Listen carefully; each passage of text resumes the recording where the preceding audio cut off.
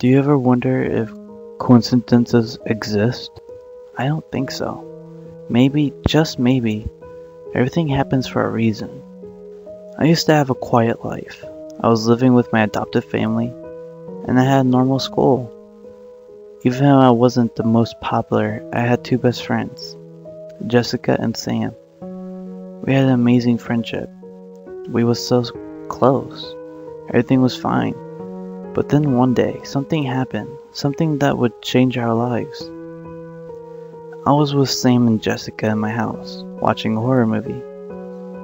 We were reading stories of the same thing, but my paranoid level was high. There wasn't more popcorn, so I went to the kitchen. I was putting them in a bowl when I felt somebody grab my arm.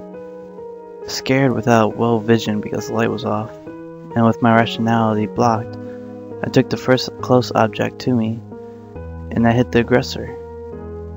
A shrill scream has stunned me, and then I realized that I hit Jessica. This time I yelled when I dropped the pan, which I hit her with, and Sam ran into the kitchen turning the lights on.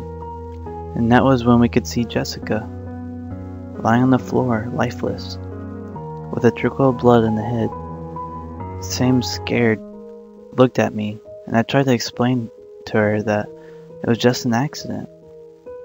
We, looking for a way to solve it, decided to hide the corpse of our friend before my parents got back. We wrapped the corpse in a garbage bag and left it in a dump. Nervous of what happened, we went back to the house. About 2 hours later, my parents came back a bit surprised of the absence of Jessica.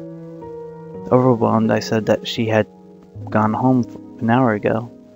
Sam looked at me scared, and we both sighed relieved when we saw my parents going out of the room. The clock was striking 8, so Sam went home.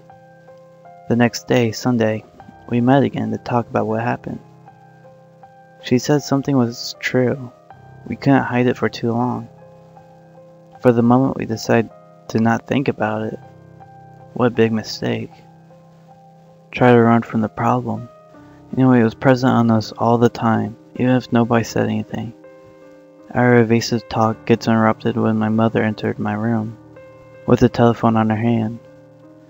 She asked us if we had talked with Jessica, because she never went home. I denied having talked to her since we met in my house. I looked at Sam, and she seems to be more pale every second, despite her nervousness. She said that she hasn't seen her. Mom left the room, leaving us in our incriminating loneliness. The days went by, and the police intervened with the mysterious disappearance of Jessica. They started the investigation, and guilt was becoming unbearable. I was having troubles at night. I couldn't sleep due to the recurrent nightmares. She was always there, telling me that I must confess, trying to convince myself that it was all her fault doesn't work. It wasn't my intention. It was just an accident. And then, the real nightmare has started. The police had found Jessica's body. Sooner or later, this would happen. Her mother went to identify the body, and yes, it was her. In the school, everything was dark. Seeing my classmates sad by Jessica was overwhelming me. Everybody was bringing their support to Sam and me. Some people kindly invited us to go out to forget the bad moments. The guilt was consuming me every single day. And someday the horrible truth will see the light. I don't know exactly how much time has passed. I just know it was a Tuesday when my father called me saying that we needed to talk. Everything has happened as it should be. The autopsy has been done. The causes of the death has been determined. Cerebral trauma caused by an impact. Now the thing is, who and why?